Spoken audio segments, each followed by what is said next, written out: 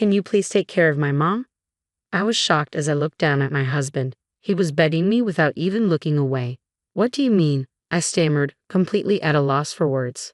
Meanwhile, Candace, unaware of my turmoil, was happily playing Pictionary in the garden with our kids. What should I do now?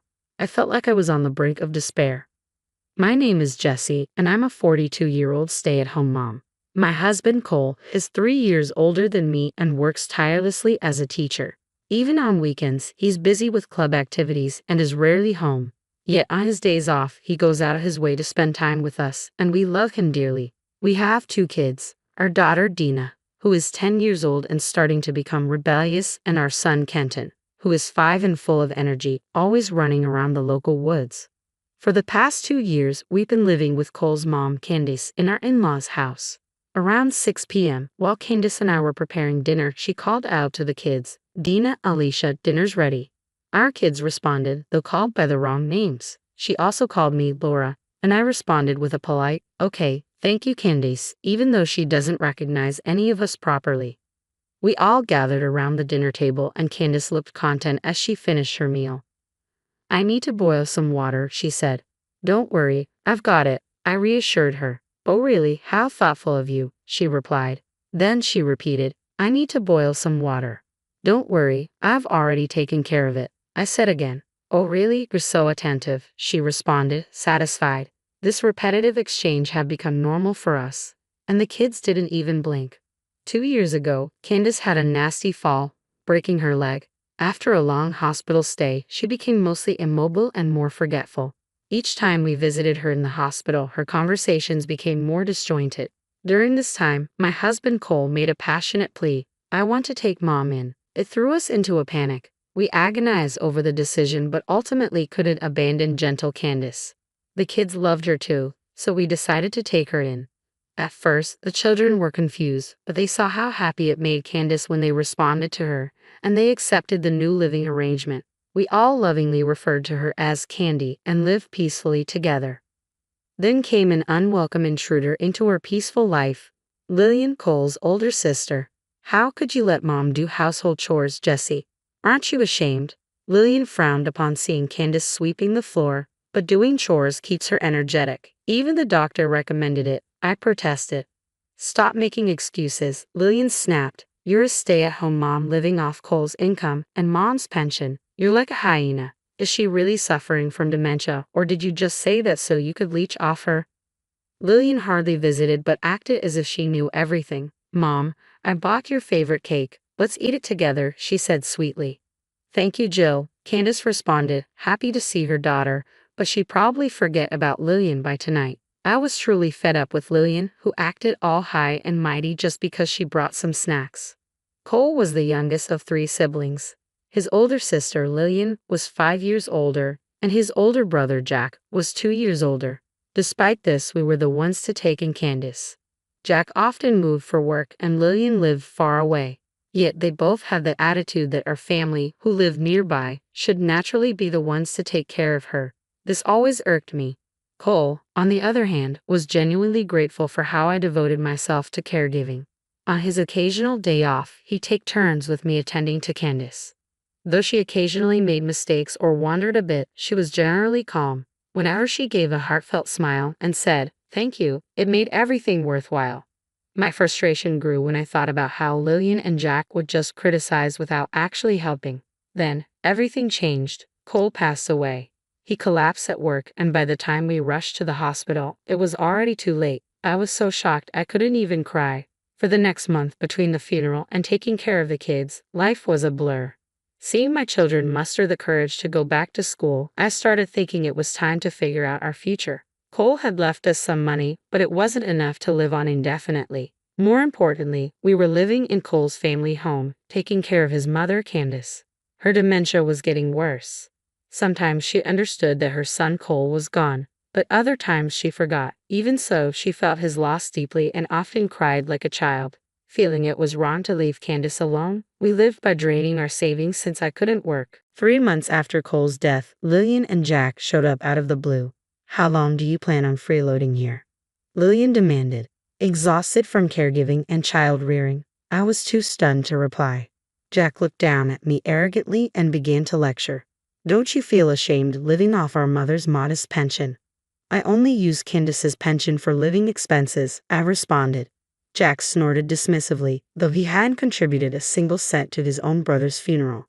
He scanned the room as if appraising it, then began directing me. You're practically a stranger now. Move out. I'll live here with Mom. What? You're married and live far away. Didn't Mom refuse that arrangement? I protested. Oh, no worries. My idiot husband cheated on me, so I thought I'd come back and take care of Mom. My kids are grown up anyway, Lillian said. How selfish can she be? If Lillian's husband really cheated on her, I'd sympathize, but it seemed too convenient for her to kick us out without even thanking us for taking care of her. Ignoring my disbelief, Lillian rushed over to Candace, who was sunbathing on the terrace. Mom would prefer to live with her real daughter over a daughter-in-law who's like a hyena, right?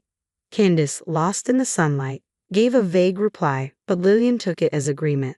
Just pack up and leave, will you? Are you serious? I asked, pale with shock. Jack smirked. Losing your cash cow, huh? Maybe if you had been a good provider, my brother would have lived longer. Poor guy. Using my late husband's death to taunt me was the worst thing Jack could do, but I was too worn out to fight back. That night, as the kids were asleep, I pondered. Honestly, leaving this home might make my life easier. I could go back to work if I didn't have to care for Candace. But should I leave just because Lillian and Jack told me to? Wouldn't that be abandoning Candace? Would my late husband Cole be disappointed? These thoughts swirled in my head when I suddenly realized Candace was standing next to me. Jessie, she said. Candace, what's up? Do you need to go to the bathroom? I asked, surprised to be called Jessie after such a long time. But Candace stopped me and took my hand. Jessie, leave this home, she said. What? I was puzzled by her sudden proposal. Was she choosing Lillian over me because they shared the same blood? As if reading my thoughts, Candace spoke gently. You're still young. Don't waste your time on an old person like me. Live with Kenton and Dina. Make life easier for them. But what about you, Candace? I'll be fine as long as you all are happy, Candace smiled. A lump formed in my throat, and for the first time since Cole passed away, I cried. Candace gently caressed my hand. Thank you for everything. I'm so grateful for your gentle touch. It's given me so much happiness. That's why I chose to live with her, because she is so warm-hearted. I cried like a child, embraced by Candace's warm chest. The next morning, Candace greeted me. Good morning, Laura. She probably didn't remember last night, but I had made up my mind. I would leave this house to protect my children and honor Candace's feelings. I soon found an apartment in the same school district and moved with my kids. Though I was concerned about Candace, I decided to leave her in Lillian's care for now. I'd even found a job opening at my previous workplace. My kids are still adjusting, but I feel we're moving forward bit by bit. However, 2 months after leaving my in-laws' house, I got an unbelievable call from Lillian. Taking care of Mom is tougher than I thought. Come help me, she demanded. What? I was taken aback. Mom keeps cooking with rotten veggies and constantly forgets to do the laundry. Can you please keep an eye on her during the day? Lillian pleaded. What are you talking about? You accused me of being horrible for having Candace do household chores, but now you're doing the same. Considering Candace's cognitive decline, she can't manage all the household tasks by herself. Did you take her in just to have an extra set of hands around the house? I shot back. Why don't you help her with chores yourself, Lillian? I'm busy, she retorted. Busy? You don't have a job, and your kids have moved out. I have work. I can't take time off to care for someone else. Isn't it cruel to call your mother-in-law someone else? You were the one who said I was a stranger, remember? I reminded her. Lillian hesitated, so I decided to hit where it hurt. If you can't manage without asking a total stranger for help, you must be pretty incompetent, Lillian. If you want a stranger's help, prepare a payment, and I'll consider it. You're so greedy. I can't believe my brother married you. I'll never ask for your help again. She spat and hung up angrily. I felt relieved that I finally stood up to her. While I was concerned about Candace, helping now would just make me a pawn in Lillian's games. I hoped she would have some pride and treat Candace well. In the meantime, I started making preparations. 3 months later, Lillian called me to a family restaurant. Her hair was a mess, her face pale, and she had a vacant look in her eyes. You didn't tell me, she began. Tell you what? You didn't tell me taking care of Mom would be this hard. Why didn't you tell me? You didn't ask, I replied. Lillian groaned and went silent. Candace is calm, but she wanders and has accidents. Taking care of her alone must be draining. If it weren't for Cole and the kids, I couldn't have managed either. Lillian dug into her bag, pulled out a thick envelope, and threw it at me. Here, take this and help me. What? You'll do it for money, won't you? She asked, stunned by her audacity. I checked the envelope. It looked like about $500 in bills. It must have been hard for her to part with that money, but she clearly didn't understand the weight of asking for help. Can we consider this an advance payment? I asked. If you need me 5 to 6 days a week, that would roughly amount to $35,000 a year. If I move in, it'll cost more. What do you think? Lillian's mouth dropped open in shock. She then screamed, her face flushed red. Are you kidding me? How can you ask for so much money when you see someone struggling? Are you heartless? A devil? I don't mind being called a devil. Asking for help has its costs. I have my own kids to take care of. I don't have the luxury of volunteering. You get it now. I'm not some stay-at-home mom leeching off my own mom and Cole. If you're willing to pay $35,000, I'll work, but you might find it cheaper to place her in a facility. That's not fair to Mom. Oh please, what's so unfair? I can't think of a situation worse than being treated like an intruder. It's safer with professionals than with an amateur like you. So it's about appearances and money, isn't it? Didn't you get alimony from your husband for his affair? Aita? That's... Wait, you didn't. Are you a saint, Lillian? Or maybe you're the one who cheated? Lillian's shoulders jumped, confirming my suspicion. She had probably been avoiding any talk of a divorce or alimony from her husband, claiming she had to care for her mother. So, the reliable one is Jack, your brother. Why not ask him for help or money? Your own flesh and blood should be far more reliable than an outsider like me, right? I continued. Lillian gritted her teeth. Good old loudmouth Jack probably used his job relocations as an excuse to avoid lending a hand. Discuss what's best for Mom like the close siblings you are, I said, quickly paying the bill and leaving to avoid causing a scene. After holding out for a while, Lillian reached her limit. She took Candace and forcefully moved into Jack's home.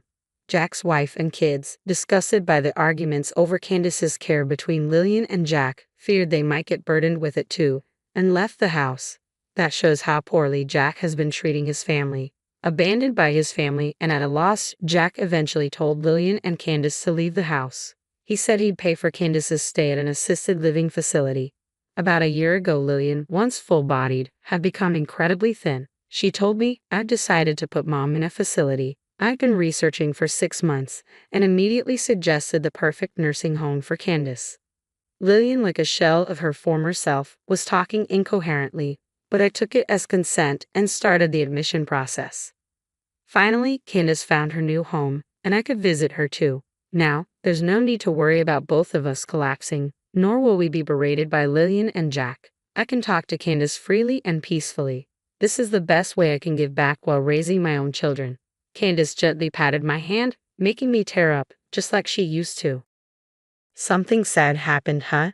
Don't worry, I'll protect you, Laura, she said, not calling me by my name, but her hand and voice were still warm. Thank you, Candy. I'll visit you a lot from now on. When I smiled, Candace also smiled joyfully.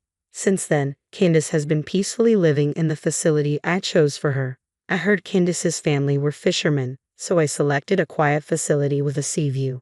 It's reassuring to see her enjoying the peaceful life. Just as my preliminary research suggested, Candace is gentle and charming, so it seems she's popular with both staff and the residents. Whenever I visit, she's surrounded by people and looks happy. Meanwhile, Jack seems to be in constant divorce mediation, unable to win back his family's hearts. Though free from caring for Candace, Lillian's income is zero as Candace's pension is used for her facility fees. With no other option, she's working part-time, scolded by a boss 20 years her junior. She's also dodging talks of divorce and will likely face mediation soon. Lillian does visit Candace but avoids meeting me as it's awkward for her. I feel like my goal of ensuring peace for both Candace and our families has been achieved. Lillian can go live her own life. Laura, you should get married soon too, Candace murmured as we walked by the beach. I wondered how old she thought I was as I replied, if I find the right person. You'll find a man with a gentle mother-in-law like you because you're beautiful and kind, Candace assured me. That would be nice, I said, gently holding Candace's hand. I'd love to marry a man with a gentle mother-in-law like you, Candy.